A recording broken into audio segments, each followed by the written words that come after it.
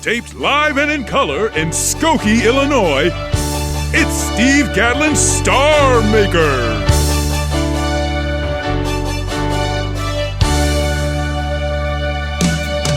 When you feel so full of talent and you've got that special pep, when Hollywood and Broadway are calling you and you want to take that very first step, I'm Steve Gadlin's Star Makers. you're gonna do fine. I'm Steve Gadlin's Star Makers. It's your time to shine. The audience is seated, the spotlight's shining bright. Get out there, you shooting star, and sparkle through the night.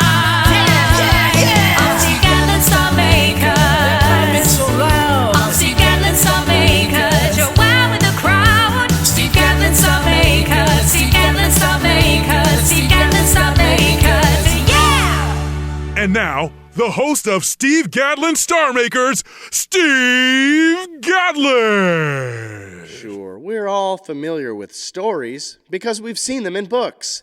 But did you know there's a talent called storytelling where you say those stories out loud? You're about to experience that in the first person. Here's storyteller Deanna Moffitt. Chucky, you gots to do this for me. You'd be great. They'd love you. Now, the guy on the other end of this phone is a guy named Randy, and this is the late 80s in Portland, Oregon. He's begging me for a favor. See, he's an up-and-coming comedian who hasn't done much outside of the open mic circuit here in Portland, but recently he's booked a big gig on the guise of it being like a USO show, where he's the comedian and MC, and he has a magician, and he wants me to be his dancer. Liz and Margaret. Randy, but I've never taken a dance class in my life. I'm not a dancer, which is technically true. I mean, I was a gymnast all through grade school and a cheerleader in high school, but I've never taken a dance class in my life.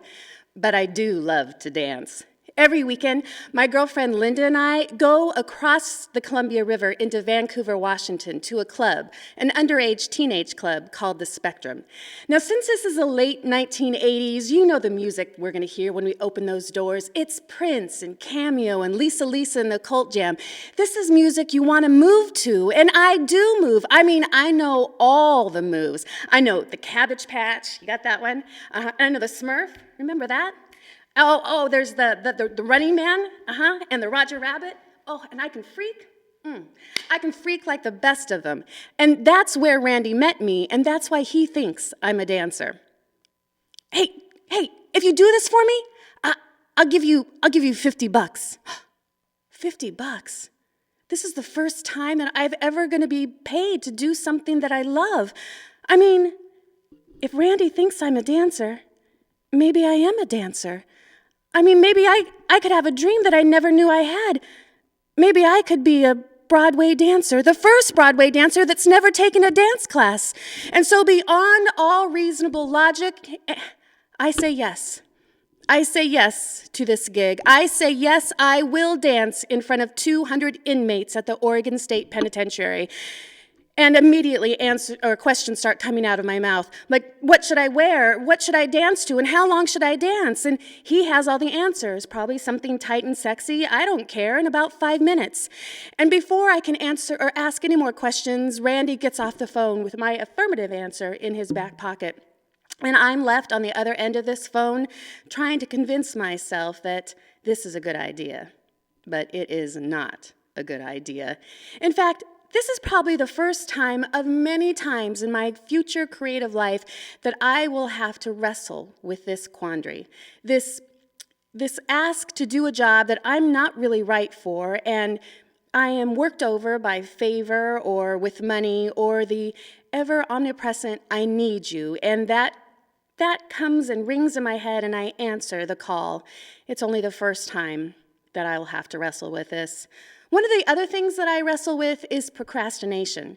And though Randy has asked me to do this job 2 weeks ago, it's only the night before that I sit down and pick out the music and work out my choreography.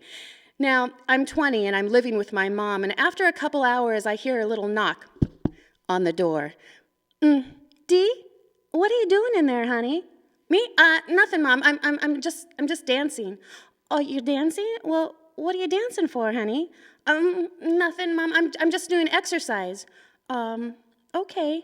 Well, honey, could you change the music? I'm getting a little tired of hearing how the bomb is dropping. Which is totally understandable. See, I've picked out the Gap Band's You Dropped a Bomb on Me, and not just the single version. I've picked out the extended dance mix version, which is over 5 minutes long. And this is the night that I learned that choreography is hard.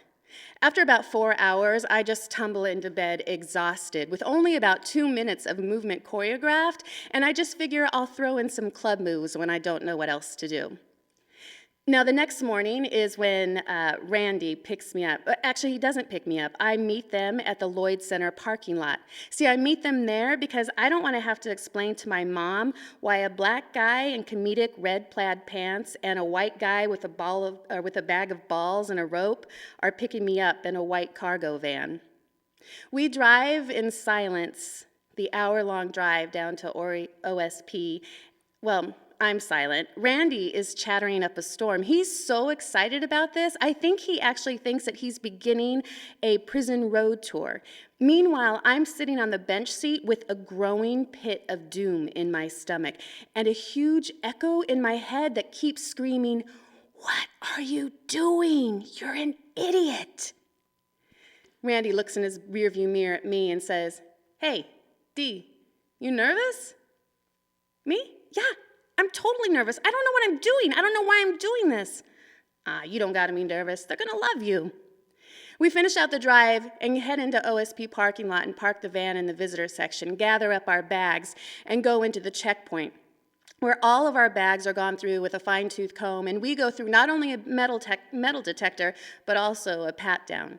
And then we're led down the hallways by an overweight, authoritarian-looking guy in a beige uniform and a gun strapped to his belt. And all the while, we can hear the occasional slam of steel doors behind us. And we're led into the theater, which to me reminds me of my middle school cafeteria/gym/theater. You know, a big empty room with linoleum floors and fluorescent lights and a big stage built into the wall. Then I'm led into my dressing room/conference room. There's no mirror inside there, but hang with me and let me show you what I wore. I changed into mistake number 54, otherwise known as a black full-length unitard, sleeveless, with a magenta panel that ran all the way up my left leg and curved over to my right shoulder. Then I added a pair of black pleather short cowboy boots, a worn Levi jacket, which was one of my favorites, but the capper, to top it all off, was a sequined American flag baseball hat, most often seen by old women in Disneyland. When I walked out of my conference room/dressing room, the first set of eyes that I met were Randy's, and he just started busting out laughing. "Is that what you're gonna wear?" he said. And I said, "Why? Is it too much?" He said, No, it's fine. You're fine. You're cool. Just don't, it's fine. And he knew he better shut up because I was about to run with one more laugh. The show started in about 15 minutes, and while Randy was up on stage doing his set, I was warming up trying to think about the dance moves, and everything was a jumble in my head. I couldn't keep anything straight. And before I knew it, the stage manager tapped me on the shoulder and said, "You ready to go up?" I guess I am. And I just gave him 2 thumbs and a small smile. Randy ended his set and invited me to come up on stage. I didn't know what to expect. I stepped out to really polite applause. I mean, these were 200 men in lockup, and they actually looked like they wanted to be entertained. And they must have been told that they had to stay in their seats, but once I came out, they were really, really cheering for me. I bet they had no idea what to expect. Well, I figured, they're in it, I'm in it. No one's gonna die in 5 minutes, right? So I strike my pose. The music starts, and as soon as the music starts and they recognize the music, they are totally on board. They're ready for a show. And 4 counts in, I'm ready to do it. And all the moves come right back to me. Here we go. 5, 6, 7, 8, and 1, 2, 3, 4, and hip, hip, Oh my God, I totally forget everything. And now I don't know what the heck I'm doing. I have the rest of the dance, but I've got to keep going, so I start roboting around. And I'm roboting and doing everything I can to remember the steps, but I can't remember anything. And that's when I remember my high school fight song. And this is when I can start doing a kick line. But I'm only 30 seconds into the song, and everything is a jumble in here. Through that dance, I throw in everything I possibly can remember. From gymnastics, I threw in my 7th grade balance beam routine, or just moments of it. I was cartwheeling and round-offing, and then I took off the jacket, and I took off the hat, and I tried to get one boot off, but I couldn't get it all the way off. So I'm dancing around the stage, half naked and half booted, and I am horrified. And through it all, I watched an audience of 200 men in lockup go from ecstatic cheering, recognizing the music, can't wait to see what's about to happen, to sitting back on their hands, to looking in horror, to laughing at the train wreck that was me up on stage. And as soon as the song was over, I ran off to stage right, and Randy came on to do his second set, and ever the professional, he asked me to come back on and take my final bow. Which I did, and that's when I looked out at all the men who were now just politely golf clapping at me, and I realized that in that moment, I had turned a sea of 200 men in lockup into dumbfounded silence at what they just saw. And that's when I realized that my dream of becoming a Broadway dancer had just died. Thanks. Deanna, that was wonderful. Thank you so much for sharing your story. Oh, thank you, Steve. Gosh, storytelling, who knew? It makes you wonder who were the first people to take stories, like the kind you see in books, and decide to tell them out loud. Oh, probably people who wanted to make money. That's very possible. But what a great talent to have. I'll say, when you were telling that story, I know what that pit of terror feels like, and I felt it. In front of prisoners before? Oh, not yet, but the night is young. And I really felt it, so it was well told. How long have you been telling stories? Oh, about 7 years. And is that a true story or a fictional story? All my stories are true. That was a true story. That's wonderful. That puts it into a whole new perspective for me. Isn't it wonderful, Steve? Yes. I like that other people are out there experiencing these things so that they can regale us with tales of them. Well, that's the whole art of story form. We tell our stories so you can learn from the horrible, horrible mistakes that other people have made.